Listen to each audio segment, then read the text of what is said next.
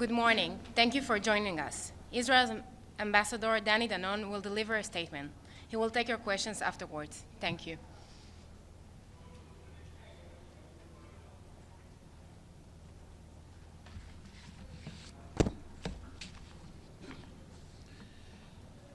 Good morning.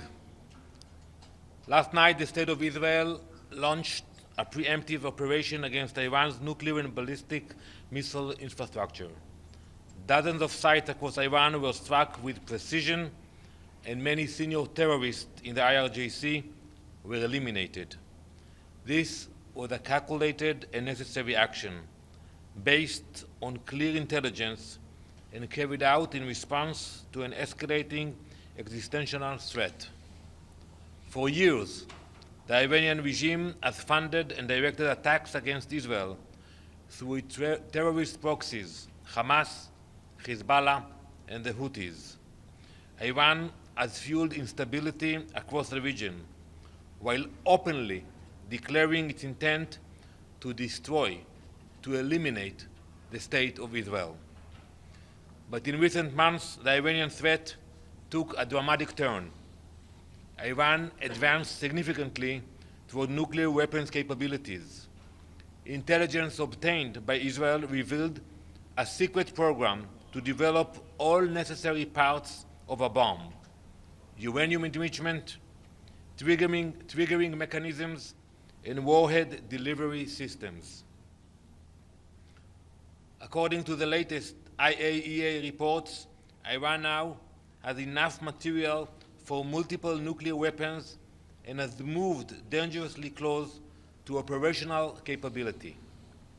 What's more, Israel uncovered clear evidence that the Iranian regime was planning a surprise attack in coordination with their proxies. They had planned to invade from all sides, with thousands of terrorists and thousands of projectiles. As you know, October 7 was a deeply painful and traumatic day for all of us. But the danger we confronted last night was of a different magnitude: a surprise attack with a nuclear strike, which Iran was preparing for, would have been terminal. Israel could not and would not wait for that moment to arrive. The decision to act last night was not made lightly. It followed repeated violations by the Iranian regime, continued deception, and an absence of meaningful international consequences. Meanwhile, the Secretary General has made last night a statement expressing concern over our operation. But I must ask, where was the Secretary General when Iran spent years arming itself while vowing to wipe Israel off the map?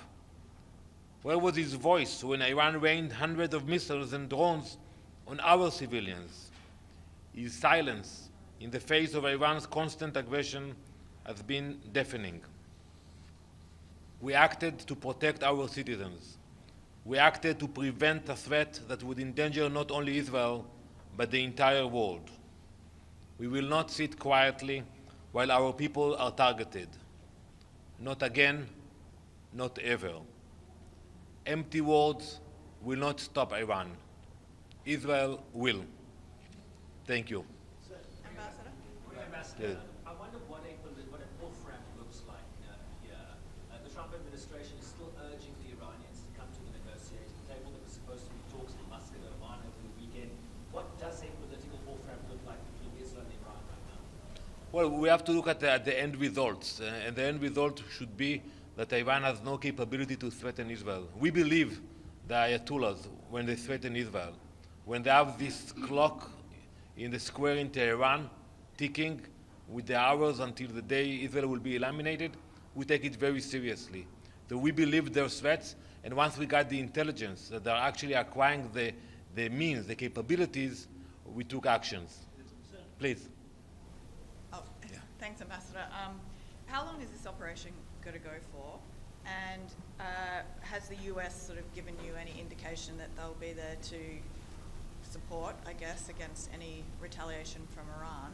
And, you know, is one of the goals of this to wreck the nuclear talks? Like, what's the realistic end goal in terms of pulling apart Iran's nuclear program? Well, we don't know how long it will take. We prepared the population in Israel to embrace for attack coming from Iran.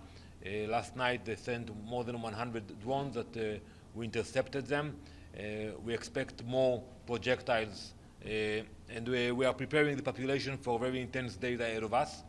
We will continue to act until we will know that we eliminated the threat. So, it's not easy. When you look at the map, you see the distance between Israel and Iran. It takes hours to fly there. And the fact that they put so much energy to build those ballistic missiles and to acquire nuclear capabilities in order to threaten us, we all should be worried about it. Regarding the US, we speak with our allies. Prime Minister Netanyahu made many phone conversations with world leaders, explaining to them why we did what we did. I expect this that the Security Council will meet today. It's not official yet, but we expect it to meet today at 3 p.m. And I will explain to the Council why we did what we did, and I expect the Security Council to understand the decision we took. Yes, Mr. Ambassador, does Israel think that it has significantly dented Iran's nuclear program in last night's or early this morning's strikes, or does it feel that there's more left to do to eliminate this threat? And secondly, the Iranian foreign minister has said that Israel will live to regret this action. What is your response to that? Well, first, we are still looking at what are the results from last night's attack. More than 200 aircraft participated in the operation, more than 100 targets, and we showed our capabilities, mainly the intelligence that we had, the whereabouts of the facilities, and what they were doing there. And we will continue to do whatever it takes. On the radiation. And on the Iranian foreign minister. Well, yeah, so it's nothing new there. For years they are threatening us. And by the way, they have already sent ballistic missiles into Israel. So we didn't wait for them to have nuclear ability to assemble on the ballistic missiles. But we take seriously those threats. That's why we took this preemptive attack. On the radiation, is there no worries that attack on these facilities, especially from Natanz? I'm from Isfahan. I know that area. There are populations there that could be affected by a fallout of an attack like that. Do you have any worries about that? There's also many pictures of civilian casualties, women, children under rubble in Tehran. What kind of message are you sending to Iranian people? So, Killing civilians? So I'm telling to the Iranian people very directly that we have nothing against them. We know that they are suffering. We have seen the condition where they live. We saw the regime takes the funding for other things than supporting the people. And our fight is not against the people of Iran. But they are dying. And the attack was taken at a time when people were not in the streets, and we did everything we can to minimize civilian casualties. On radiation, I saw reports coming from Iran. I'm sure you know better than me. But those questions you should refer to the Iranian representative. Yes?